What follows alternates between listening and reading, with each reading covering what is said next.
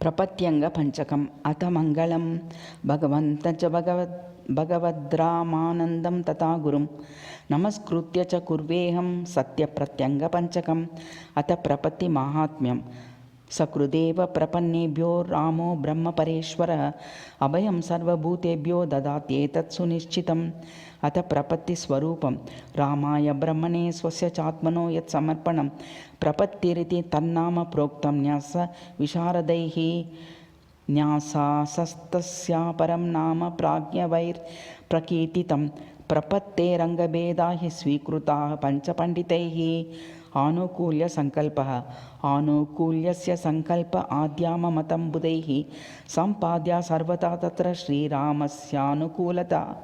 प्रातिकूल्यवर्जनं प्रोक्तं द्वितीयमङ्गं हि प्रातिकूलस्य वर्जनं सर्वथा वर्जिता तत्र रामस्य प्रतिकूलता रक्षणाविश्वासः रक्षिष्यतीति विश्वास उक्तमतृतीयकं श्रीरामरक्षणे यत्र विश्वासः परिवर्जितः गोप्तृवर्णं गोप्तृतत्त्ववर्णं प्रोक्तमङ्ग तस्या चतुर्थकं प्रपन्नेन स्वरक्षार्थं प्रात्यर्थे तत्र राघवः कार्पण्यम् अङ्गतु पञ्चमं प्रोक्तं कार्पण्यं बुद्धिशालिभिः त्यक्त्वा धनजनादिश्चं यत्र रामपदाश्रयः श्रीभगवन्नारायणद्वारपीठे शनिर्मितं रामप्रपत्तये भूयात् सत्यप्रत्यङ्गपञ्चकम्